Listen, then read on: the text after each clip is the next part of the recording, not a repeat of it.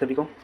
जैसा कि हमारा चैप्टर निर्देशांक ज्यामिति कोऑर्डिनेट ज्योमेट्री चल रहा था, उसमें हमने सेक्शन फॉर्मूला विभाजन सूत्र पढ़ लिया था। अब उसके आगे हम पढ़ेंगे त्रिभुज के अंदर। त्रिभुज के अंदर क्या पढ़ेंगे? केंद्रक, सेंट्रोइड। केंद्रक क्या होता है? यह माध्यिकाओं का प्रतिच्छेद बिंदु होता है।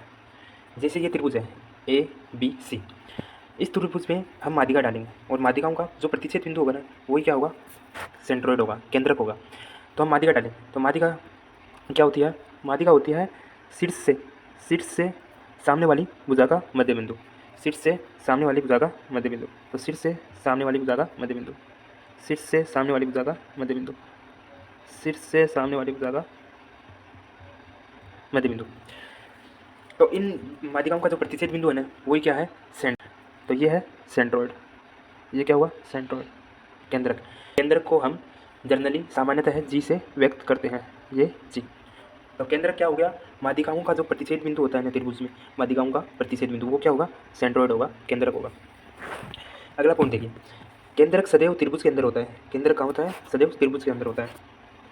जैसे ये सामान्य कोई त्रिभुज था, तो इसमें ये केंद्र कहाँ था? त्रिभुज के अंदर। जैसे हमको और भी कोई त्रिभुज लेते हैं, जैसे समकोण ले लेंगे या अधिकोण ले लेंगे। चलो मैं आपको बताता हूँ अधिकोण त्रिभुज में देखें।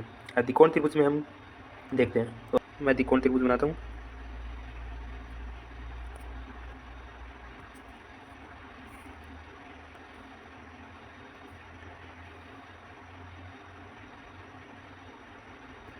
तो ये अधिकोण त्रिभुज है। तो इसमें हमें माध्यिका डालनी है। तो माध्यिका क्या होती है? शीर्ष से सामने वाली भुजा का मध्य बिंदु। तो यहाँ से भी शीर्ष से सामने वाली भुजा का मध्य बिंदु, शीर्ष से सामने वाली भुजा का मध्य बिंदु। तो इसमें भी कहाँ आया? इसमें भी केंद्र कहाँ गया? त्रिभुज के अंदर ही होता है। तो केंद्रक सदैव त्रिभुज के अंदर ही होता है। अगला पॉइंट देखिए। अगला पॉइंट क्या है कि केंद्रक जो होता है वो माध्यिका को 2:1 में अंत विभाजित करता है। 2:1 में अंत विभाजित करता है। तो अंत विभाजित मतलब कि ये 2:1 में इसको विभाजित करता है। जो ये केंद्रक होता है, ये इन माध्यिकाओं को 2:1 में विभाजित करता है। 2 किस तरफ होगा? शीर्ष की तरफ, और 1 किस तरफ होगा? भुजा की तरफ या मध्य बिंदु की तरफ। देखो हम अब इन भुजाओं को कैसे लिख सकते हैं? इन भुजाओं को हम ऐसे लिख सकते हैं अनुपात में कि जैसे इनका मध्य बिंदु हम मान लेते हैं DEF।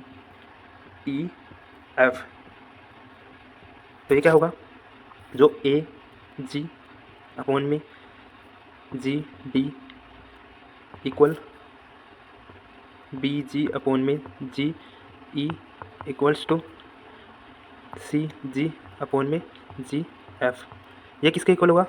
2/1 के। तो हम अनुपात को बट्टे में और बट्टे को अनुपात में लिख सकते हैं।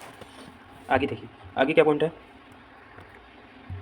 आगे देखिए, अब हमें इस जी के निर्देशांक ज्ञात करने हैं। तो मान लेते हैं कि हम ए के निर्देशांक x1 y1, बी के निर्देशांक x2 y2 और सी के निर्देशांक x3 y3 है। तो हम इस जी के निर्देशांक ज्ञात करने हैं। तो जी के निर्देशांक क्या होंगे वो देखिए।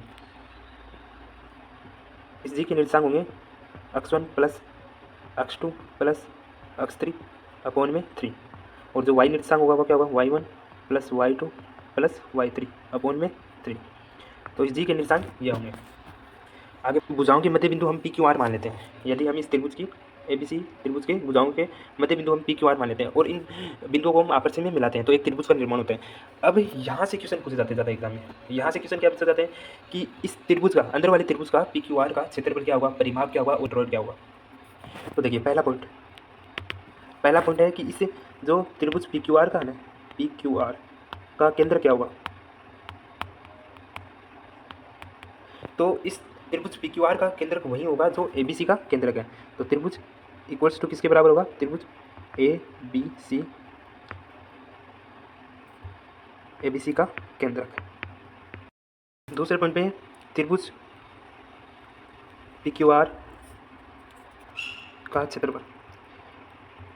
त्रिभुज PQR का क्षेत्रफल देखिए क्या होगा? जो बड़े वाले त्रिभुज का 1/4 होगा, त्रिभुज ABC का क्षेत्रफल। थर्ड पॉइंट देखिए, थर्ड पॉइंट क्या हुआ? त्रिभुज PQR का परिमाप। तो त्रिभुज PQR का पेरीमीटर होगा वो क्या होगा? जो बड़े वाला त्रिभुज है ना उसका 1/2 होगा। तो बड़े वाले त्रिभुज ABC का परिमाप। ये इंपॉर्टेंट है, यहाँ से लगभग एग्जाम में क्वेश्चन पूछा जाता है। धन्यवाद, आज के लिए इतना ही। मिलते हैं नेक्स्ट क्लास में।